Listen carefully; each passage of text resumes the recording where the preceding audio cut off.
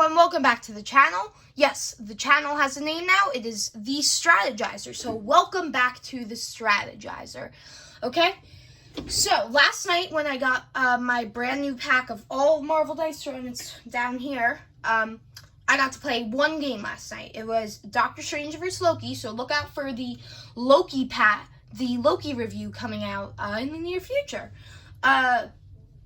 And while you're doing that, you should like, subscribe, and put on the notification bell, because the like button will just help me, which is great if you want to keep seeing videos from me.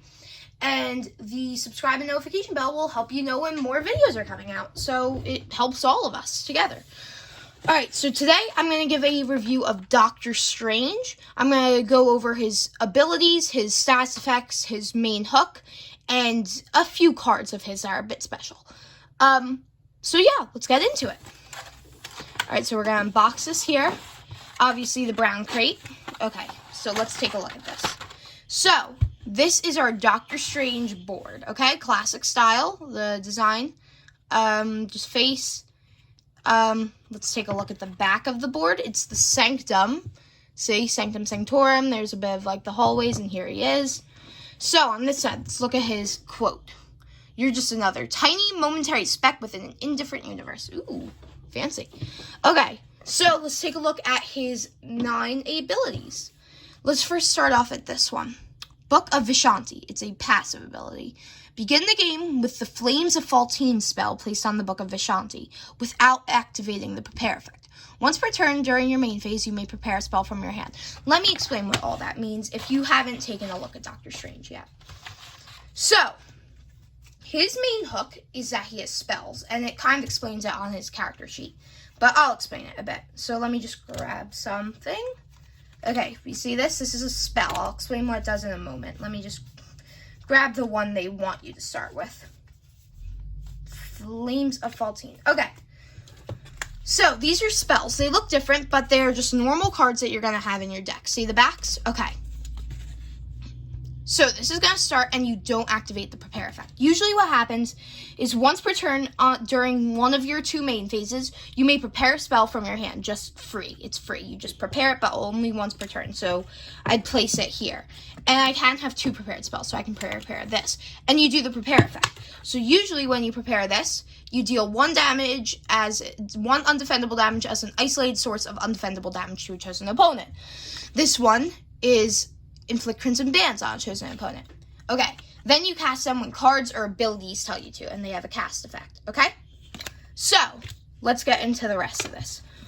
Alright, his first move is, let me just show you what his different dice are, that way you get an idea on how they work. Okay? So, his dice, he has 2 mandalas, 1, 2, 2 tomes, 3, 4, 1 mantle, 5, 1 amulet, 6, okay? So, you're going to need to get 2 tomes and 2 mantles to get the augury, alright? And you get to gain deja vu and deal 8 damage, okay? Let me just tell you actually what these do, so you have a better understanding of each move.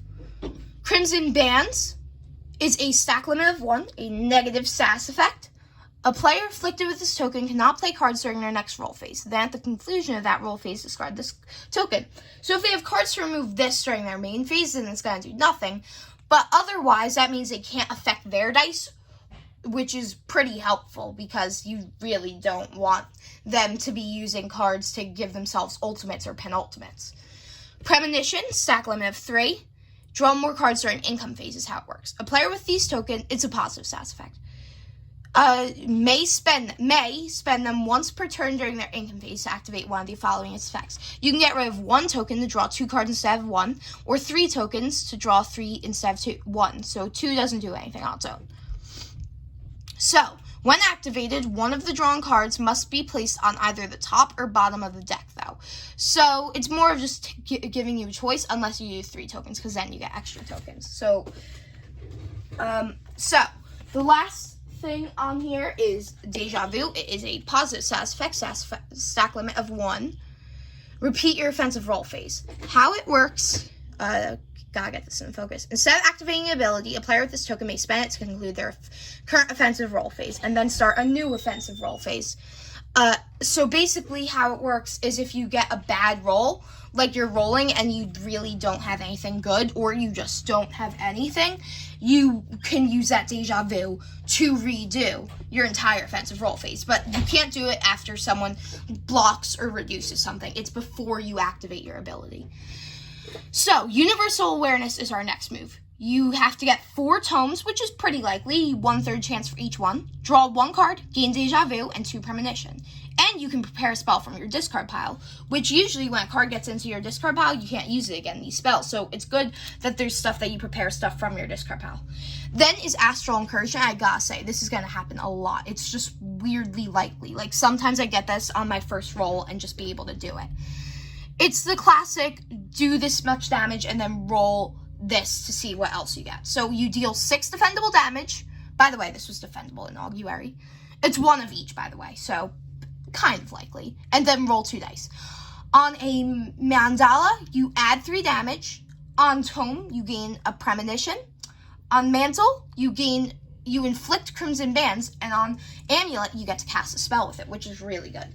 Remember, this is 2, so you're going to be doing 2 of these abilities. But remember, it says on, not per, meaning that if you get 2 mantles, you only do 3 damage. If you get 2 amulets, you only cast 1 spell. It's not per. And for him, he has spells in his deck. He has a ton of them, so he doesn't have ability upgrades. They don't get upgraded, so it's just going to be on forever. His next thing is his straights called Mystic Bolts. Obviously, it is a small straight and large straight, and they work basically the same. You deal 6 damage, and then you deal 6 damage, 6 defendable damage, and then cast a spell with small straight, and then deal 9 defendable damage and cast a spell with the long straight. Pretty simple. It's obviously a good move to have for any character because it's just easy to fall back on. Binding, you inflict Crimson Bands, good, and then deal 9 defendable damage. It's kind of likely to happen. It's the exact same likelihood as Amulet, because Mantle and Amulet both have a 1/6 of getting, and then Tome and Mandala both have a 1/3 chance, but either way, pretty good move. The problem, though, with Augury and Binding is you can't cast a spell, which kind of makes it worse, because you really just want to be casting spells right, left, and center. In my game last night, I was playing against Loki, like I said, and my opponent kept using an ability that would block me from using certain moves and would keep blocking me from my cast a spell moves. So I'd be stuck with a ton of spells. I think I only got to cast like 3-4 spells the entire game. Okay, their penultimate or sub-ultimate, whatever you want to call it, or just like this big move, where you get 4 of your 6s for amulets. It's pretty unlikely. I mean, it's right below an ultimate. So, you inflict Crimson Bands, you deal 5 undefendable damage, then prepare a spell from your discard pile, like I said, pretty good, then cast up to 2 spells.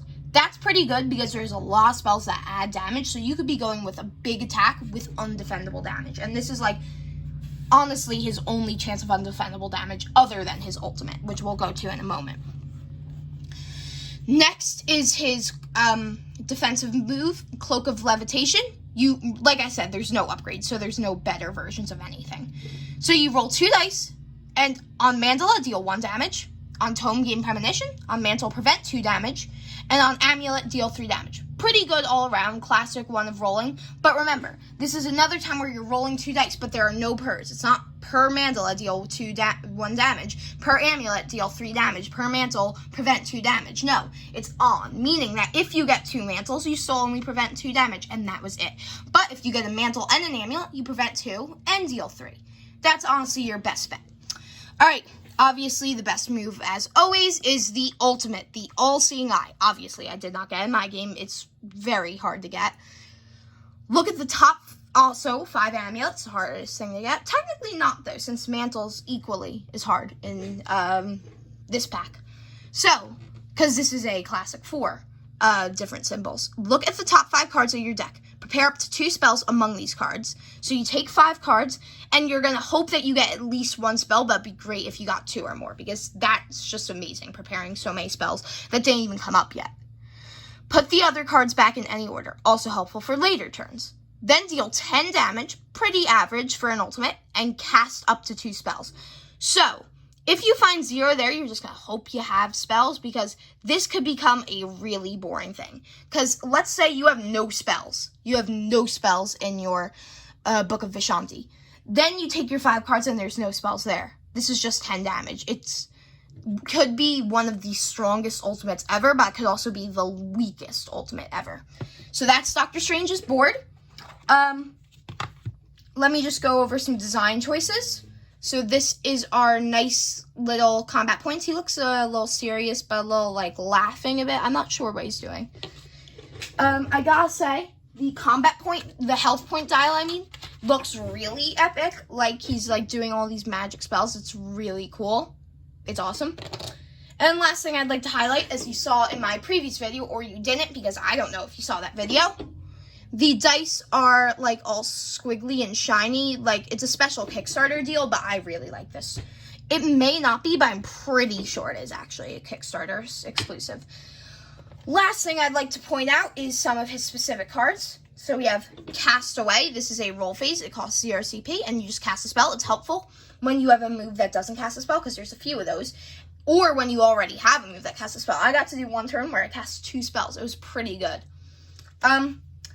Another thing I would like to highlight from his deck, or not his deck, I mean, his promo card, which you can probably get separately or came with the Kickstarter. 0 CP, main phase card, roll 1 die. On an amulet, gain Deja Vu and 2 Premonition. On any other outcome, draw 1. Okay, so that's all I'd like to highlight as of now. Obviously, there's a few that are just like, get this many of this status effect, but I don't need to highlight those. So, that is Doctor Strange. Pretty fun character, I'd say. Let me give you some of my thoughts. He is very fun. He doesn't do a ton of damage always, but he is strong because of the amount of options he has. All his board, he has options. Even when Loki kept covering abilities of mine, I still was able to get something. There was only one turn where I failed. But that's because I was going for... Well, it was kind of my only option. I was going for a sub-ultimate or ultimate, but, like, it was honestly my only option that turn. I ended up winning last night with Doctor Strange, and he just has so many possibilities. Even if you don't get to use your spells all often, they have their prepare effects. So it's just every time you put one out. It's always fun to do that. It's a new mechanic, and it's awesome. Doctor Strange is very fun. They say he's a complexity level 5, and I'd honestly give him a complexity level 6. Because he is complex, but if you want a really fun hero and you've been playing Dice for him for a while, this is who I'd get. I would definitely get Doctor Strange if you don't have the Kickstarter and you're planning on getting the boxes. I haven't played Black Widow, but from what I've seen of her, she's awesome, so that's a worth it box to me. So yeah, thank you for watching. It was really fun to get to show you this new box, and it was really fun to play him earlier. And otherwise, this is just a very fun hero, and I would definitely recommend him. So it gets my seal of approval. Thanks for watching. Don't forget to like and subscribe. No pressure. Also, hit the notification bell to see my latest videos. The Loki review will be coming out soon. Have a good day, everyone. Bye.